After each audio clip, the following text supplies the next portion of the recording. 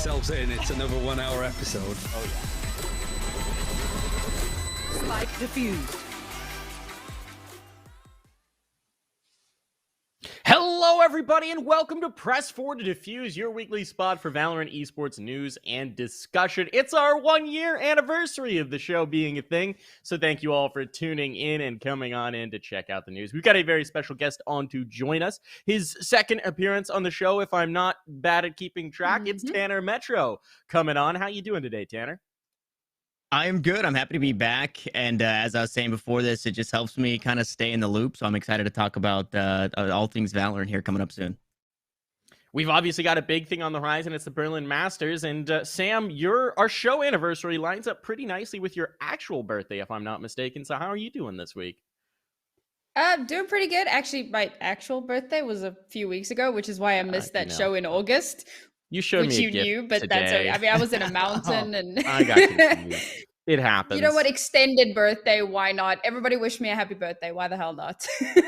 It's our show birthday, so it's all of our birthdays collectively. But really, it's every Valorant fan out there's birthday because we get International Valorant this week. The Berlin Masters, baby, starts on the 10th. That's Friday. That is so very exciting. We're going to get to see the best of the world match up against each other once again for only the second time in this game's existence. That is insane. This game has now been out for a year and a half, a year and a third, a year and a bit. And this is only the second time we're going to get to actually match the regions up against one another. And that is so exciting so that we can once again prove that North America is, in fact, the best region, without a doubt, 100%. My Sam would eyes definitely rolled so agree with far that into statement. the back of my head that I could actually see my brain. That's where that is.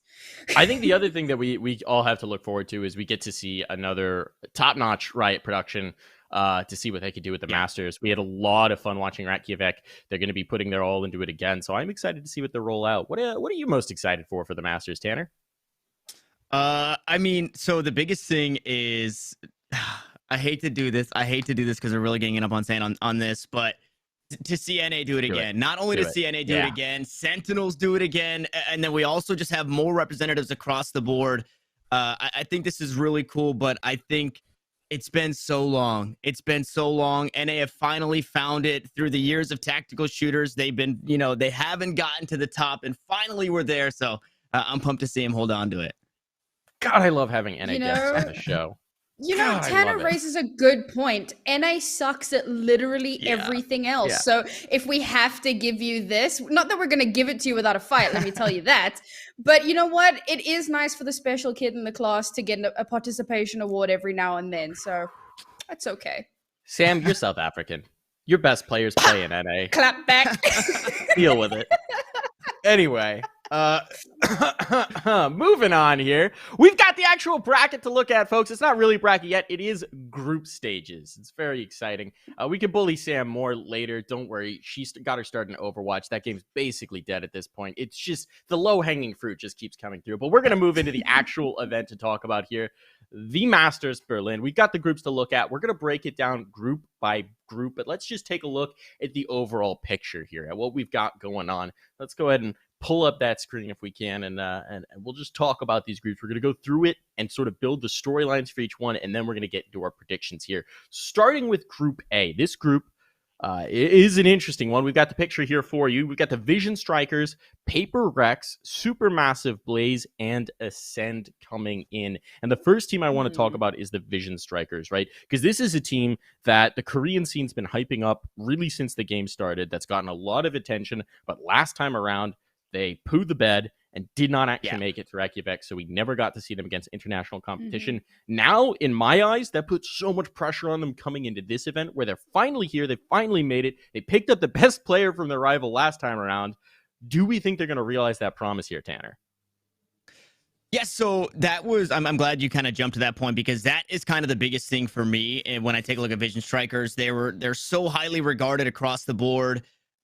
And then when it kind of came time to get it done, they didn't. And now it's time to get it done times a billion. So I do think they probably have a pretty good start here against Paper Rex, not to really count them out, but I think just based off of the background of Vision Strikers. But I do believe that the pressure for each individual player, for the organization, it's gonna be big, especially when you get into the, I guess, deeper in the bracket against some of these stronger teams.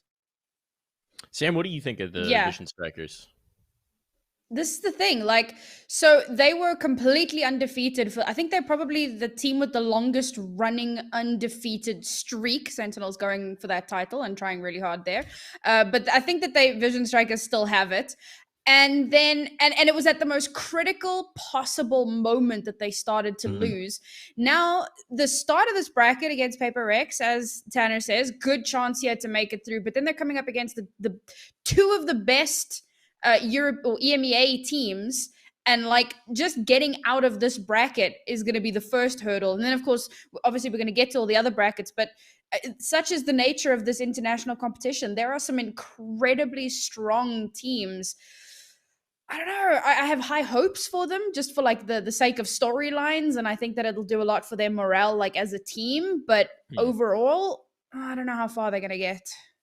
I think this is a storyline that we've seen echoed in a lot of different regions, right? Where these are the teams that were the titans of the early game. I think they're comparable in that regard to, like, from a storyline perspective, to TSM, to G2, where they were really built up early on as like, these are going to be our world beaters. These are going to be the best of the region. They went on that early run. Everyone's like, okay, it's their era. And then when the competition actually started to matter most, when you started to get towards international competition, they all vaporized and dissipated, and their hopes and dreams kind of went out the window. Now they've all been rebuilding, trying to find that formula to get to this point. But I think Vision Strikers, in my eyes, is the team best poised to realize on that promise from way back when.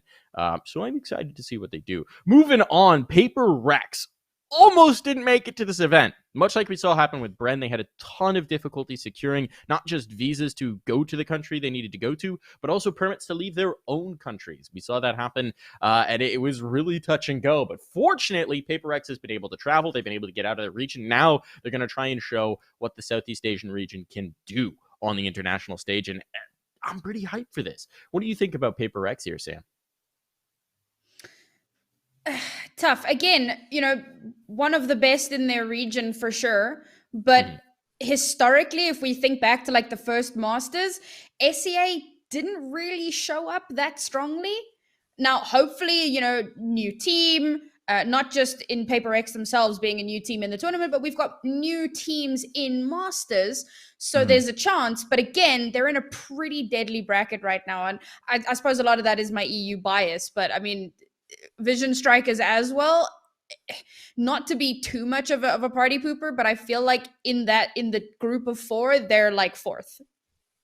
Now, looking at this team, I've seen Forsaken built up as potentially the star player coming out of the region as well. I've seen people who are familiar with the Asian scene talking about this guy and the oodles of talents that he has. Do we think this could be a contender to put into that rank of the real star players that we have in the scene here, Tanner?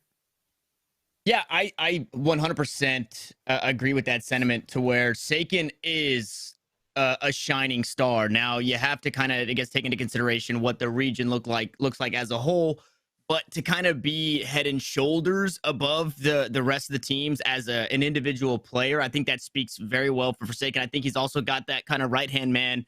In my notes, I kind of jotted down Ben Kai's name. Typically, when those two are doing well, the team is doing well. Yeah, I think that we can put him up there in that running. I think he's probably one of the larger names to kind of peek at, especially here in the stacked group of Group A. If you had to pick one player from each of these teams, it would absolutely be Forsaken from Paper Rex. And, well, now you get to do it. It's going to be a shaky Vision Strikers, maybe trembling a little bit on the mouse and keyboard. So I'm get it done. I also love the fact that in this particular bracket, as we're going to get into on the other side of it, when you're looking at a player like Forsaken, you're trying to build him up to be this incredible potential talent. Well, you look at the other names that you're going to have in this bracket. CNED's here, right? Yeah. Like he's the guy who everyone's trying to build up as the toast of the scene. So there's a real chance to contend against some of the best, and I think that's really exciting for Paper Rex. Just from my perspective, I'll be fully honest. I do not get to watch much Southeast Asian, if any, Valorant. So for me, it's very much an unknown of these international teams coming from regions that I just don't spend as much time focusing on as I do EMEA and NA, to see them match up against teams that I know the level of, that I can see, what the comparable level is, what kind of plays they're bringing in. I'm very excited for it. Let's talk about that matchup. we were sort of commiserating about it at the beginning before the show started. The seeding is dumb. The number 2 seed from EMEA is playing the number 3 seed of EMEA. So if their roles were reversed, the matchup wouldn't change. The groups apparently wouldn't change at all.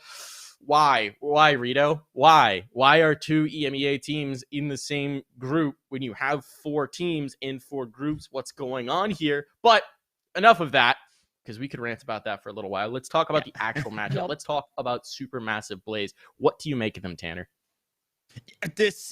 So my first time coming on, it was right when Supermassive Blaze, was getting Tanzik. He was moving coaching role, and my thoughts were, this is already a super team, and it's about to level up even more. Unfortunately, they're also playing teams like the likes of Gambit and things of that nature in EMEA. But I think that team has really only started to skyrocket. I think this is, again, a matchup that we've seen in EMEA, so it makes it a little difficult, and it does sting that they're playing against Ascend. Again, I'm not gonna beat the dead horse here, but I think Supermassive Blaze have only continued to level up, and I think the best part about that is you're coming into the biggest event that you may have played as an individual player in your entire life, like a lot of these players, and you're riding a tremendous high. It's a really interesting matchup as well, because you've got the Turkish Star and CNN playing the Turkish Star team in Supermassive Blaze. Sam, what do you make of it? So I have been on the Supermassive Blaze hype train since they initially got announced, just because I remember names like Poro and Turco, for example, from back in Ignition series. Like, they were ridiculous. I think I spoke about this a few weeks back when we spoke about them the first time, and it was like there was a point where the first time we watched Pora, he was playing on Cypher, and we were like, how is he doing this? Is he hacking? Yeah. There was literally a moment where people were going, is he actually hacking? No, he's just really, really good. So this team, and they have actually beaten Ascend. The last time they played together was a 2-1. So as much as it's going to be I think that actually makes it a more interesting matchup, because like Ascend has got something to prove, and they've got CNED, but Supermassive Blaze, they've already done it once. So if they lose it now, it's like, So I think this is going to be a pretty damn good matchup. It should be really interesting to watch. It's also that rematch from the EMEA scene. So it's just, there's a lot of storylines going into that. I think it's super unfortunate that we have this matchup in the first round of groups of of both of these teams' international debut, right? Like, that's just, come on. It's silly bracket draw. It's just so silly, and I don't understand how they got to this point. But I promised I would stop beating that dead horse, so we'll move on to Group B to prevent me from doing so. I've labeled this group the group with a lot to prove, because I think pretty much every team in this group has a storyline of something major to prove. First, we'll start with Vivo Kid and crew, because in my eyes, they're coming from a region that has a ton to prove.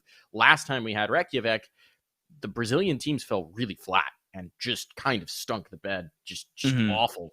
So to my eyes, if they want the region to be taken seriously in Valorant, here's your chance to do so. You really need to see one of those teams step up and show a caliber of play that we just didn't get last time around. What do we think about that, Sam? So I had really high hopes for crew in Reykjavik, just because of Klaus, who is another player that's like come over from Overwatch. Yes, I'm very predictable, but whatever. And unfortunately, I think they lost their first 2 games, and that was it, end of the line. So yeah, just not great. And now we've got Vivo Kid, who were not in the original one. So kudos to crew for making it here a second time.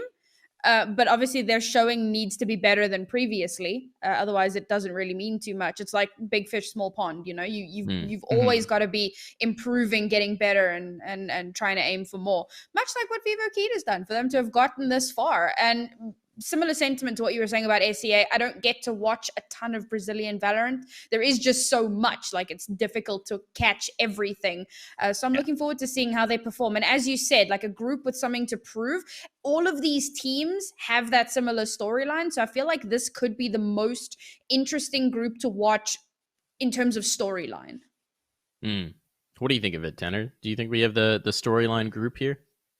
Yeah, I think this is absolutely that, right? Because Envy was kind of, for NA, like the number 1, number 2, really in the top runnings, didn't make it to the previous Masters.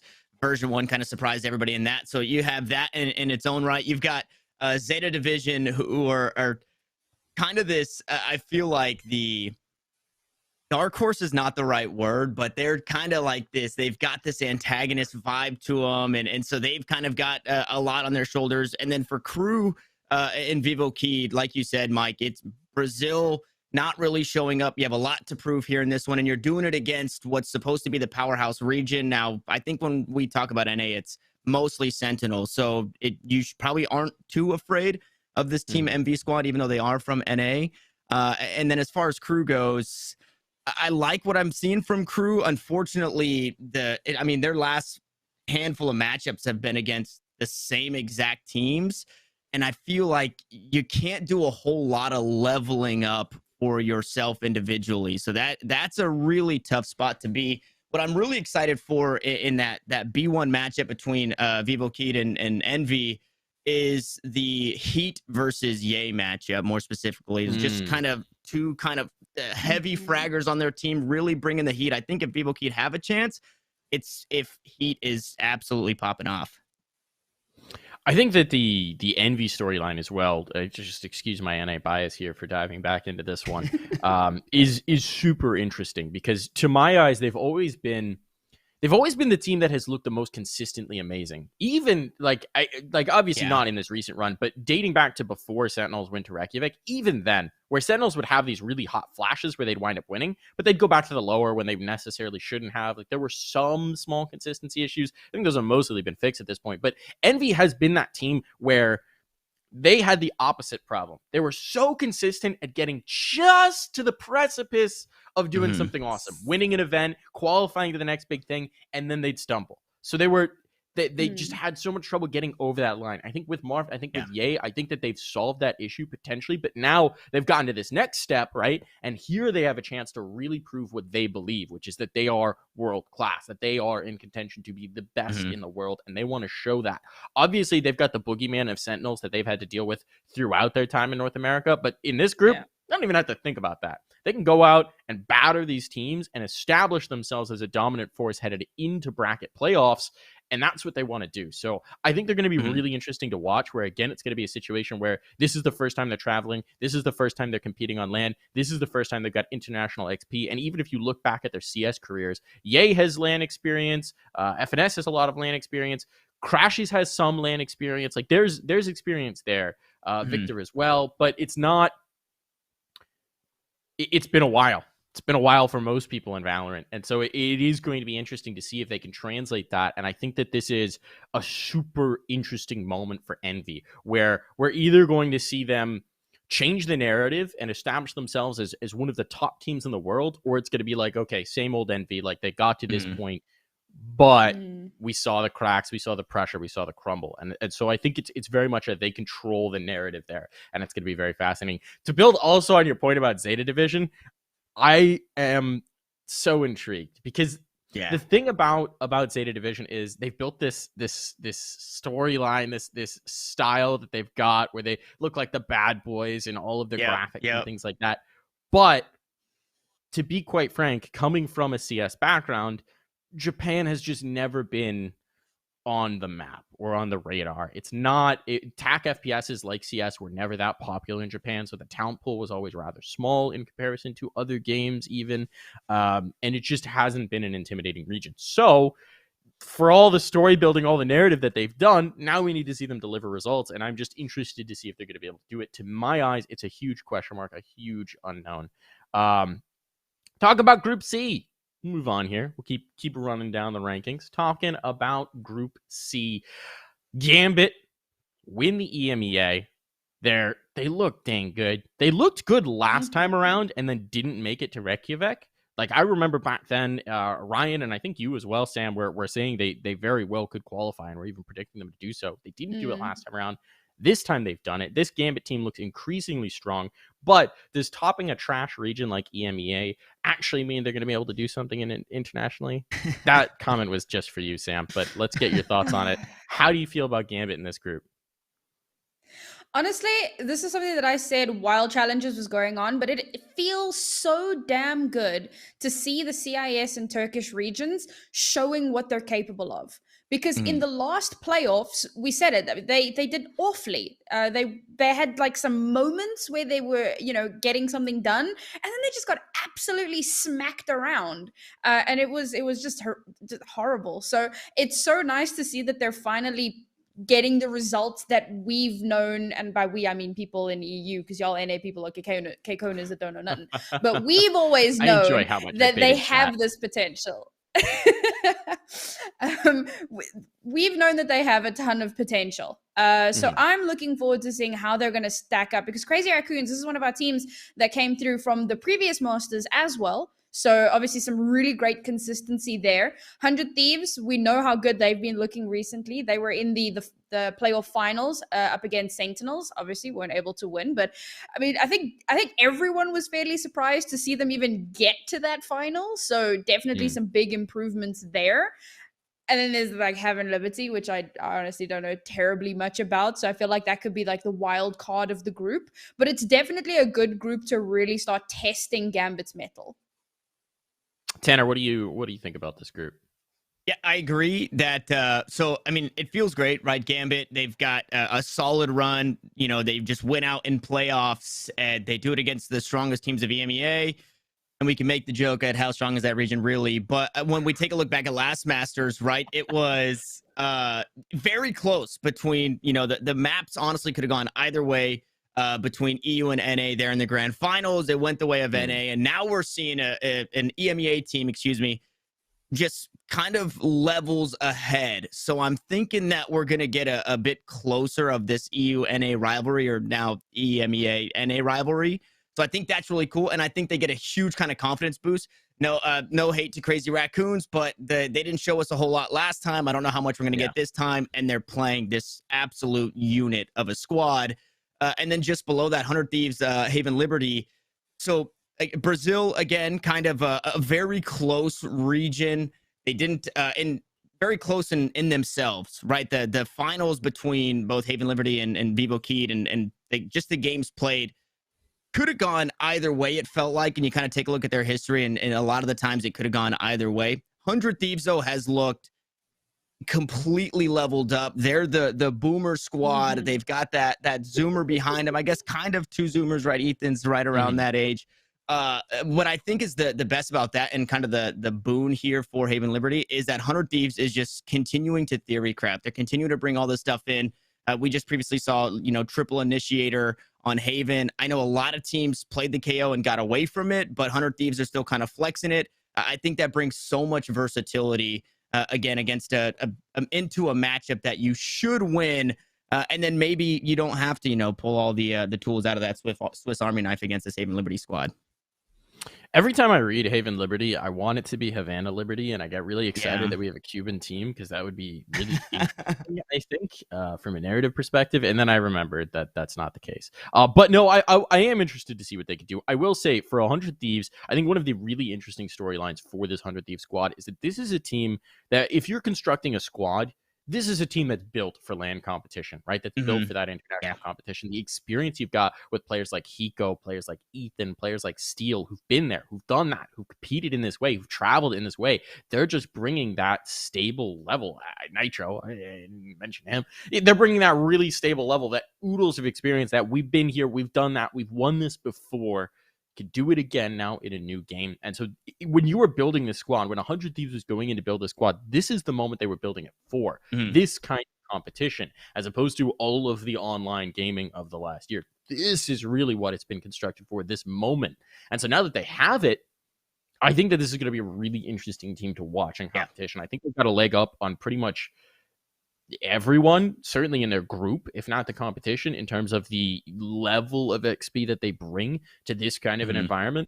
And I am really interested to see how it goes. Plus, us and an anime protagonist popping off for aces all the time is always fun to watch. So that's going to be a good one.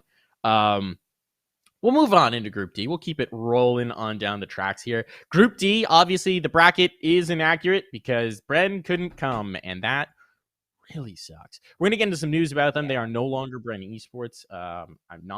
So they've been released from the org. Apparently, it's because they're potentially signing with a different org. So don't quite cry tears for them just yet, but we'll talk about that later in the news section. What really stinks is that they could not secure the visas to leave and come compete at Berlin. That sucks, especially for a team that has never had that opportunity before. You know, this was the big moment to show yourself on the world stage, to raise your profile a huge amount, and it's ripped away because of an inability to travel, and that's just really sucks. I mean, I don't know if there's any other way to put it, but it does mean that 2 out of 3 teams are going to progress, and that's a pretty prime situation. Obviously, Sentinels coming in, they're defending the crown, they're the best in the world. Do we think anyone in this group is going to be able to tip that crown, Tanner?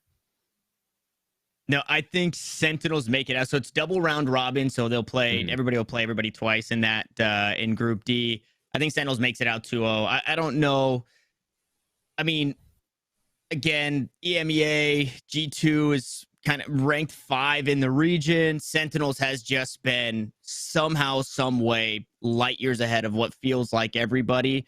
So I don't want to talk too much about Sentinels, but I think they make it out 2-0. And then for F4Q, it's kind of an unknown, right? We saw New Turn do great things in beating Vision Strikers, but then they don't really show up in Masters 2. So now what can we expect from the Korean region? Then you've also got a team that I think is really readable in matchups where they're winning. They're playing back into those matchups and then losing, whether it be same maps or not. It's just you're not having enough adjustment. And I think both Sentinels and G2 are teams that can kind of make that mid-round. I think there's a chance that both G2 and F4Q go 1-1, I guess, for the most part. And maybe it comes down to round differential, right? Just beating each other. I don't know. I guess, yeah, they'd go 1-1. Everybody plays everybody twice. Yeah, I think that there's a chance that we get like weird round differential between those two. Yeah. It's going to be kind of funky. This group is going to be a little tough to follow along with. Hopefully, one team will just lose to make it very clear for us so we don't have to think about formats. Yeah. Because that's never fun, is when you have to start to think about the bracket format and what's going on there. But Sam, I want to ask you about G2, right? Because this is a team as our lead representative of the EMEA region, or lead proponent of them, having recently moved from there. Is this G2 team going to be that promise of a super team they once were? They came third. They're fourth. They're the last seed to make it out of their region, right? This is a G2 team that likes to talk a big talk in every sense of the word. So the question is, are they actually going to have the success they've been trying to build towards, or is the G2 Twitter going to have to meme their way through the tiers once again? What do you think? Oh, they will definitely be memeing through tiers. I think that they will definitely put up some results. When we spoke about all of the trades that were happening between G2 and Heretics, and Ryan and I both said, like, G2 got the better end of this deal. Like, no cap. Like, there's just no argument to be had there. They got the better end of this deal. And you can already see the results that they've managed to put up have been leaps and bounds better than anything we've seen from G2 in months. The glow up has been amazing. But I feel like there are some regions that I think they'll be able to best relatively easily. Sorry, Korea, Japan, SEA, or all y'all. But when they come up against the other EMEA teams, and when they come up against the North American teams, yeah, they're gonna struggle a little bit. Am I hoping that they absolutely hobble at least one NA team? Absolutely, you bet your ass. But do I think they're gonna do it? Can't say. I'm just saying, narrative-wise, it would be very funny to me if they didn't make it out of this 3-person group. I'm not saying that's what's going to happen, but I am saying from my personal storyline and desire to see that that happen and unfold, like, what is Carlos going to do? What is G2? Like, I think that would be hilarious if they didn't make it out of this group. Not saying that's what's going to happen. After, like, the league stuff. Oof. But it would be funny. And also after the shit they talk to Sentinels, like, oh, it would just be I know that was all done tongue firmly in cheek. Like, I understand, but I just think that'd be very funny. But a lot of it's going to depend on F4Q, or FAC, as I like to call them. Please don't. They just set me up for it, man. I can't help it. They set it right up. Second place in Korea just doesn't build a lot of confidence, considering what we've seen from that region and the international stage. But maybe we'll be surprised. It's one of those things where maybe Newturn coming back from the international competition, bringing a lot of ideas back to the region. Yeah. Maybe that helps to incubate some new play styles, some new things coming through. But the meta has shifted so far since then that once again, it's really going to be a question of, in this new meta, in this new change with agents like KO, with obviously the huge utility shift we had over the summer. What different styles those different regions have formed and how it's going to match up. So I'm very interested to see. But we're now going to put our reputations on the line. We're going to put our words down. We're going to look at our predictions. And we're going to start with my prediction. And I'm so pleased. We'll get to Tanner's in a bit. But Tanner followed my general inspiration of just making paint masterpieces here. Sam likes to color in between the lines. But we are artistes. Yes. So look at this. Look at this beautiful picture I've made for you folks. Beautiful picture. Just gonna walk through the predictions I've got here. It's gorgeous. It's gorgeous. So first round of Group A, I've got Vision Strikers and Ascend making it on. Vision Strikers and Ascend then winning that and making it to the winners final. Then I've got Supermassive Blaze in the lower bracket. I think Ascend get revenge this time for the matchup, but I think that it really is neck and neck between those two teams. But then I think it's Supermassive Blaze moving on, trouncing Paper Rex, and then also dumping on Vision Strikers. So I think the two EMEA teams make it out of this group. Woe betide everyone else who got put into a group with these two.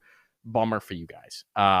That's just my prediction there. Group B, NV all the way, baby. Can't pick against NA here. And then I think Zeta Division actually makes a run. I think I like the Zeta Division team, and I would love for Japan to actually be a force in Valorant. So I think they'd be pretty cool. So that's my hope prediction. Then on the other side, 100 Thieves making it through the winners. Gambit making it through the lower. Gambit, 100 Thieves, if that's what we get as an upper bracket matchup, I think it's going to be a banger of a game, but that's just the way I feel this is going to go. I'm not quite sure which one's going to be upper, which one's going to be lower, but ultimately I think 100 Thieves and Gambit are going to make it through this bracket, and I'll be shocked if they don't. Group D, I've written is Farkled, because it is, but I've predicted Sentinels and F4Q to make it through, again, mostly because I think it will be hilarious if G2 gets eliminated. So, gut reactions. What do you think about my bracket here, Sam? Honestly, we're going to get to mine in a minute. We have the exact same teams making it out. We just have different routes. Yeah. Oh, it's boring. No, we don't. That is really boring. Do we not? We don't. No. We disagree about G2. That's the only one. Oh. But we'll talk about it a bit. Okay. Yeah. But that's mostly silliness on my part. Yeah. I think, unfortunately, we've all agreed a little bit too much, which is always a bit of a bummer. We'll see how that goes. So let's go ahead and take a look at your bracket, your very pretty bracket that you made here, Sam. Wow. Yeah. It's just so shiny. She even took the little screenshots and reposted them back to, so that, I mean, this is just... Because the pick'ems on VLR, you had to do it like bracket by bracket, and that was just going to look really scuffed, and then you would have a pretty picture. Well, I say pretty. You would have had a graphic. My bracket is art. Debatable. Art. Okay. So art is subjective. Similarly, your mom is subjective. Okay. So in Group A, I have Supermassive Blaze. Making it through. I actually forgot to circle Supermassive Blaze in like the very first one there, but yeah, they take the win over Ascend again. I think that they've kind of proven themselves to be super strong, and I really do back this team wholeheartedly. And then I've got Vision Strikers because I've got a lot of hope in Vision Strikers, and I said I don't think that Paper Rex really match up to the other four in this group. So Ascend, I see them making the lower bracket run all the way, but Supermassive Blaze, I have them beating out Vision Strikers. So call it a hot take. It is what it is. Group B, I'm also on the NV train. I've been super impressed with how well they've been doing recently. They have that consistency where they like reach a level and can't go further, but like they finally did it. They went further, Plus Ultra, they made it to Berlin. So hopefully they can keep going. Then Zeta Division, similarly, Crew was such a disappointment in the last Masters, and as much as I wanted them to do well, I feel like I don't think it's going to happen. And I'm also kind of heavily behind the Japan region. I want to see them do well. That being said, I do see Crew beating out Vivo, and then Zeta Division all the way, so it'll be NV and Zeta from Group B. Group C, I have Gambit beating out 100 Thieves. EMEA Power, let's go. Got them coming out in the seed 1. But then I have 100 Thieves beating out Crazy Raccoon in the C5. So they will be my second team making it through there. And I just crossed out Group D because, yeah, it doesn't work like that. It's some weird round robin shenanigan. But I got Sentinels in G2 because to me, that just makes the most sense. All right. So now we've got this vary between the lines. I can't really comment too much on it because apparently we agree about most things. Yeah. So let's move on to the third. Let's see if Tanner's gonna upset the balance here. Gonna make it wild. Gonna make it weird. Oh yeah, I love the art. I love the idea here. God. That's a man after my own heart.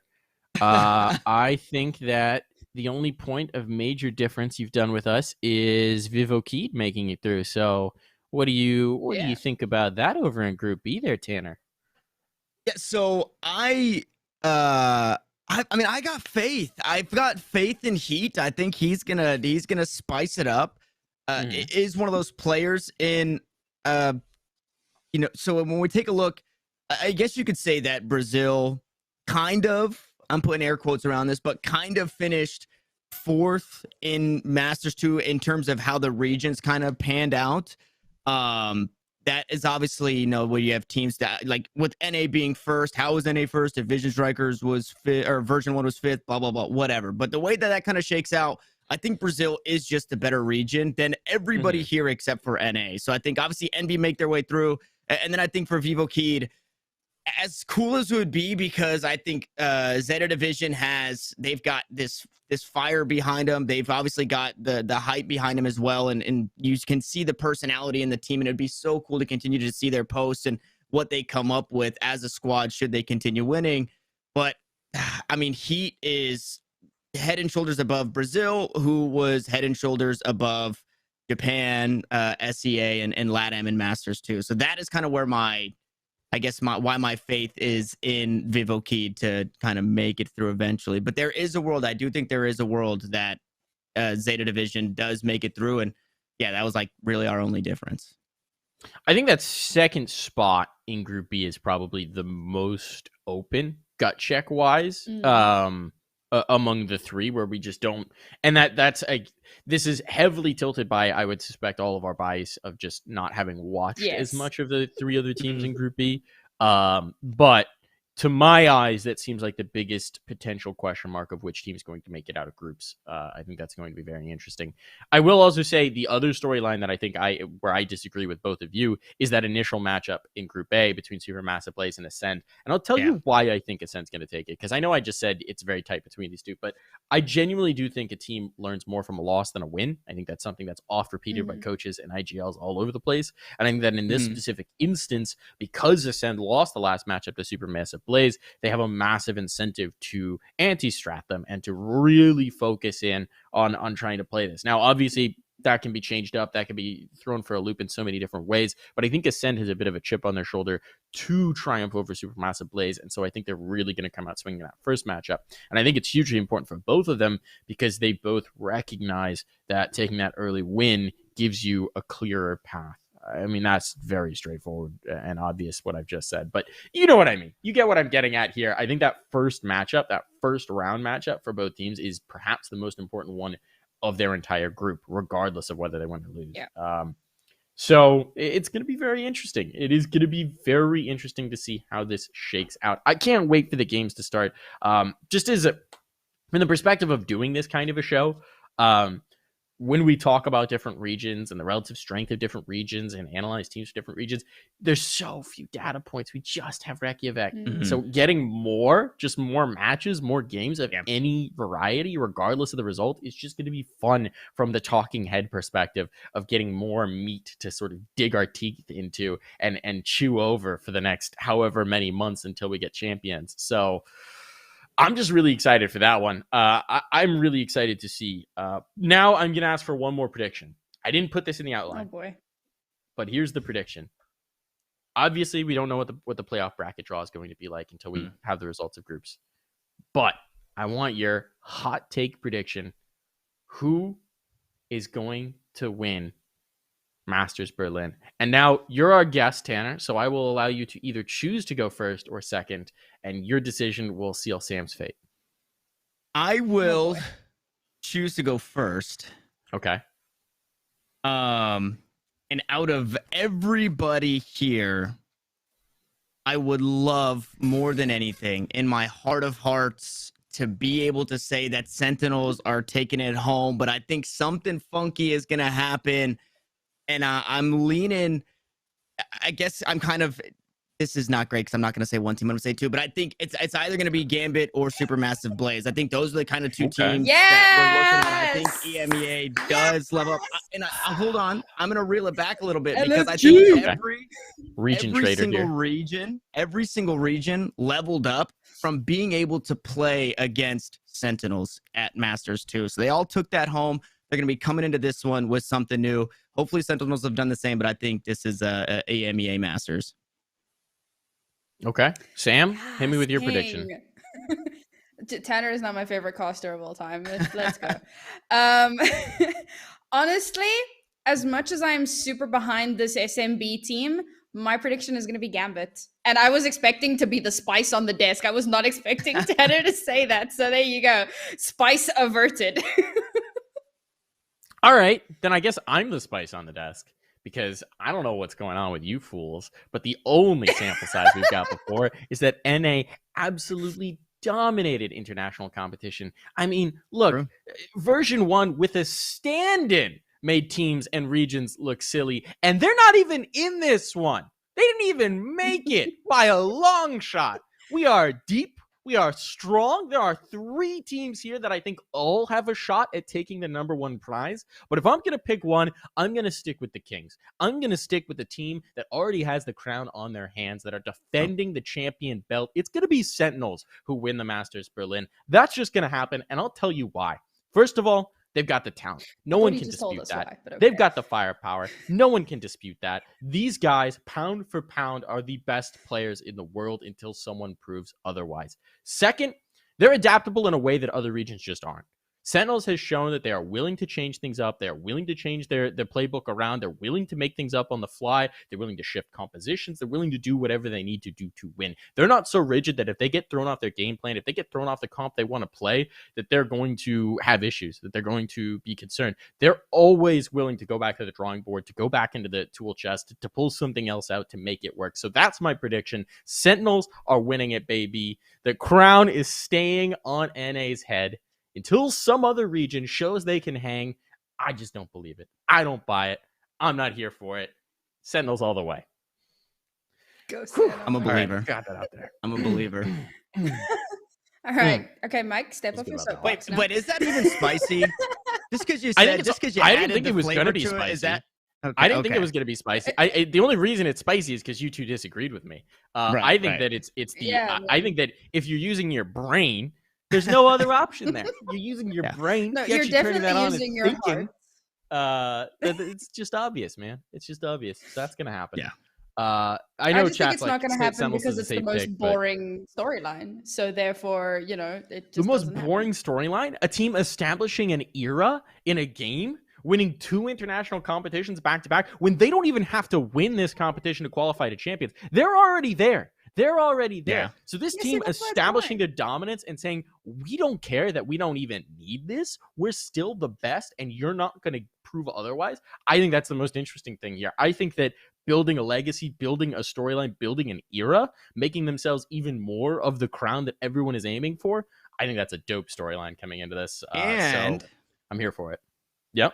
They get their charity work in by taking that #1 spot at Berlin. They get the champion spot and they say, hey, I'm opening up more points for NA. I'm opening up more points for NA. Yes. Oh my God. Hell yeah. Preventing and just gatekeeping another team out as well.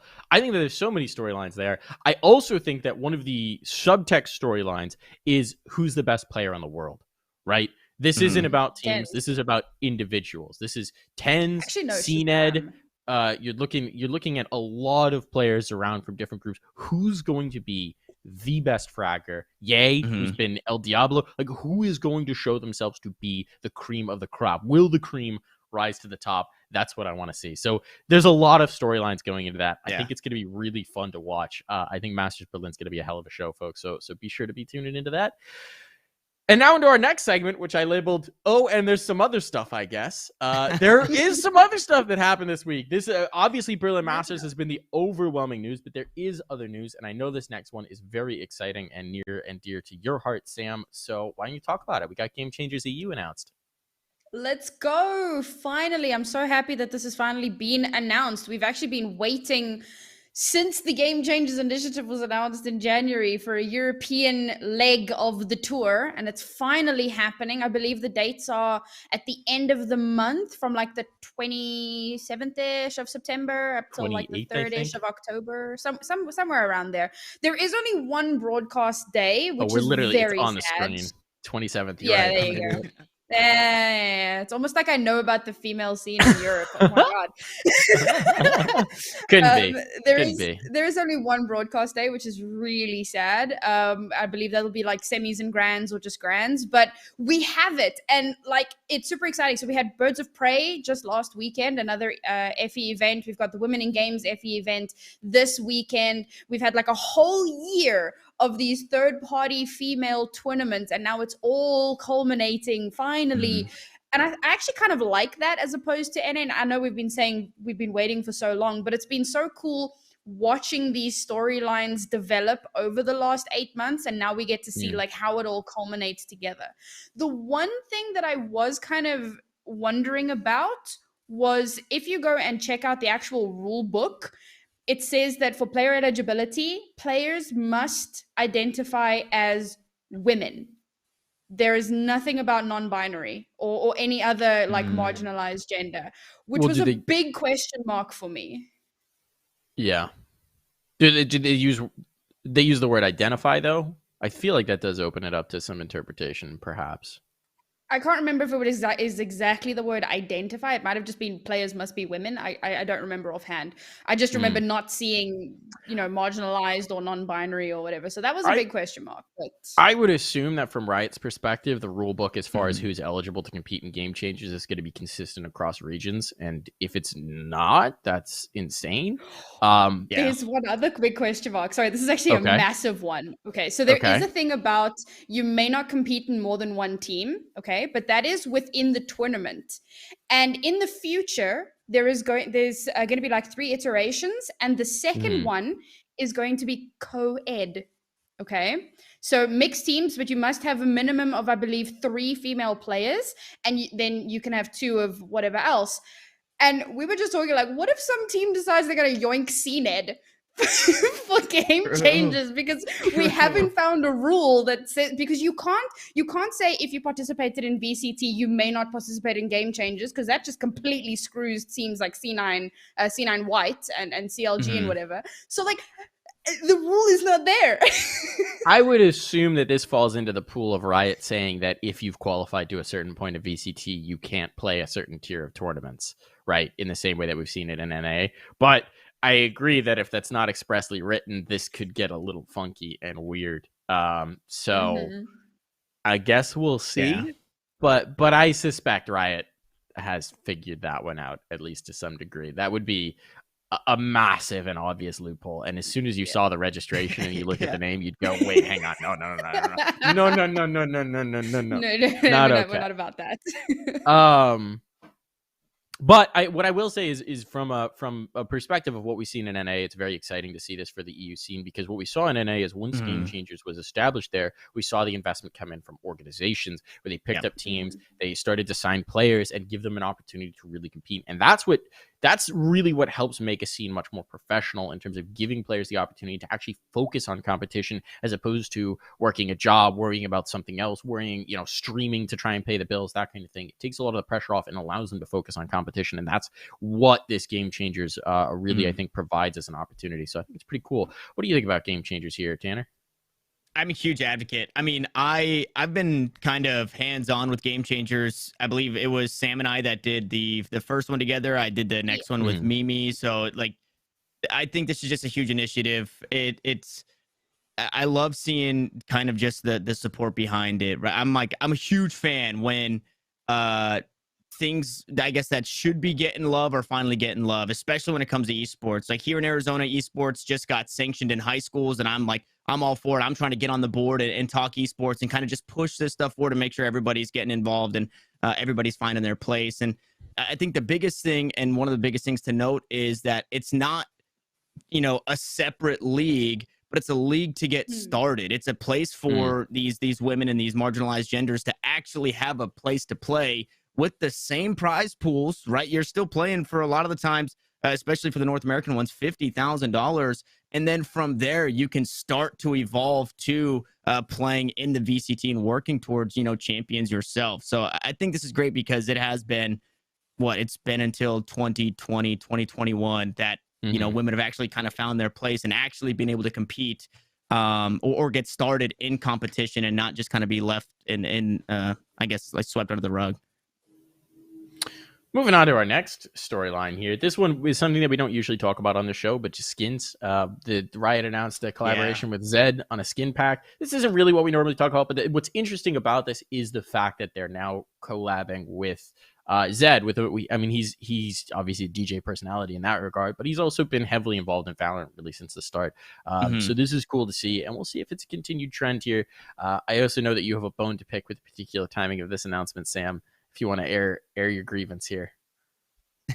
So everybody on, I think, Sunday was posting their Here to Slay announcement, 7 September, and everyone was like, woo, can't wait. And then Turkey, the Valorant Turkey account made the announcement. So people started tweeting at Valorant EMEA like, yo, what's happening? Where's the announcement? 2 or 3 hours after Turkey announced it, at the exact same time, they announce the EMEA game changes alongside the Zedd skin. And I'm like, what? How can you announce these two things at the same time? Overshadow much? Yeah. Ugh. That's a silly bit of social media coordination. I'm also just surprised that they're announcing anything this week in particular when so much of the bandwidth is devoted to Berlin Masters. I figured these are the kind of things that you announce like after the Berlin Masters, where you try and ride the swell. But I'm not a marketing person. I will say, as a non-marketing person, and I want to just get a gut check on this. Hashtag Here to Slay is the corniest thing ever, right? I'm not just tone deaf on this. That just struck me as soon as I saw it. I was like, oh, that's. I don't know. Sam, what's your perspective? Is it as corny as I think it is? Yeah, it's kind of leaning a little bit too much into the meme, I think. And to be fair, it's been a long time since somebody told anybody to slay a queen. Right. So yeah, maybe, I don't know. They could have gone with something better. I get the wordplay on it, so it's cool that they're trying to do something there, but a little outdated, a little cringy.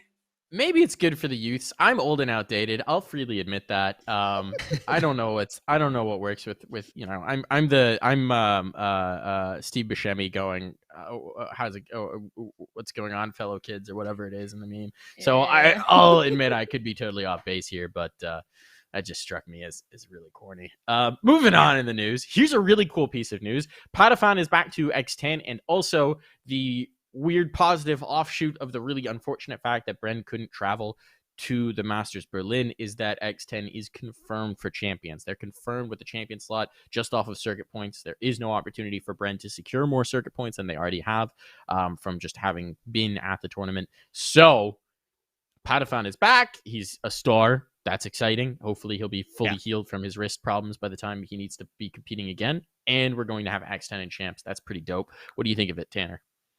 I think this is cool, and I think that the biggest thing about it, right, is when you play video games, right, and you do have issues like Padafan did, it's scary, especially for a player, because I feel like the lifespan of esports your career in esports is already kind of, the narrative is it's pretty short, right? Everybody makes fun of Hiko for being 30, and sure, he's still doing it, but you don't see a lot of that happening. And then you have, you're starting to have health issues. So for not only to him kind of, for his own sake saying, wow, maybe that was it for me. I had some health issues. I'm not on the team anymore and I'm in a weird spot. But for X10 to say, you know what, we're going to put our faith back in Padafan.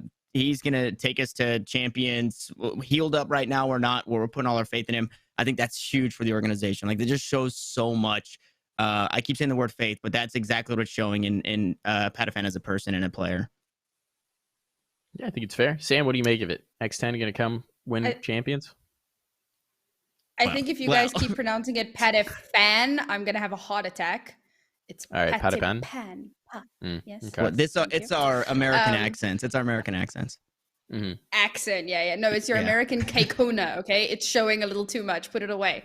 Anyway, sorry, Sam. We're not all trying to learn 4 languages simultaneously. You know what? Gommel. That's all I gotta say about that. I love Pataphan. He's one of the players that also kind of came over from Overwatch that I've known for quite some time. So it's another player that I've kind of always had my eye on. And X10 didn't have the worst possible run previously. So I think getting him back on the team and kind of trying to build back up to that level, particularly now with champions on the horizon, like you want to have the best possible composition or roster that you possibly can. So I think that if he has fully recovered from these issues, then it's a huge pickup. And I just hope he doesn't kind of hobble at the finish line, because that would just be really unfortunate. Yeah, my one concern is with wrist issues in particular, the trick to, as I understand it, being a complete non-medical professional, but someone who's had an RSI before and has followed along with the recovery of various esports professionals as they recover from wrist injuries, the trick with a wrist is not to rush it back. You gotta let it heal, and you gotta, have your stretches and your recovery and your physical therapy, and you gotta be ready when you go back. And even then, it's still a maintenance thing. Like, unfortunately, with wrist issues, they don't tend to go away once you've had them. It tends to be a thing that will flare up and continue to be an issue going forward, and that you need to actively be rehabbing and working out and stretching and that kind of thing. But my only concern is that, and this is off of no information, Patapan is a player who was so excited to compete. He played on the injury for months as well. We knew that. I was in the initial post about him taking the medical leave. I just really hope he's not rushing it back. I understand that this is the big moment. This is the moment that X10 want to capitalize on. But from his perspective, for his sake as a player, I really hope they're not rushing it back in any way. I really hope he's taking that time to rehab and get the attention that it needs, so that it won't be an issue that really hobbles his career going forward. So that is my one concern on it. Moving on down, because we are running out of time here. We already talked about this a little bit earlier on, but Bren Esports is no more. The players have left the organization. Now, I think we're seeing a little bit of conflicting narratives here. It seems like the players may have actually opted for their own release to try and find a better situation, in which case, more power to them. Hopefully something comes along. They've obviously raised their profile a lot. Major bummer they couldn't compete internationally, but hopefully get another chance. Hopefully they get another chance there. I think we're just going to move past that one, since that's just sort of a thing that's happening. The last thing we're going to talk about here before we wrap up our show, big sad for us North Americans. Big happy. Champions is in Berlin as well, not LA. Unfortunately, despite the teasers that it was going to be in LA, I guess Riot has assessed that it's just not viable to have it in Los Angeles this year. And to be quite frank, I don't blame them with the way that COVID is trending in this company. They know, or in this country, they know they can host it in Berlin. They know they can get international players into Berlin. They know they've got a path to do it. They've got a great relationship with the German government on this kind of thing. It makes sense, but it's still stinky poo-poo. Sam, I know you're happy about this because it means you might be able to go. I can't freaking wait. I think it's going to be easier for me to get an EU visa than it is to get a US, which again kind of feeds into the whole thing of we're not going to have it in the US because people aren't going to be able to come. So yeah, I'm looking forward to it. Waiting to hear if it is actually going to be open to spectators. There was a lot of rumors about Masters being open, and of course that didn't happen. So if it is open, I will be there and I will see everybody else there. It'll be fantastic. But if it's not, well, then it is what it is. I'll just watch it from the comfort of my couch, as usual. Tanner, NA lose an event.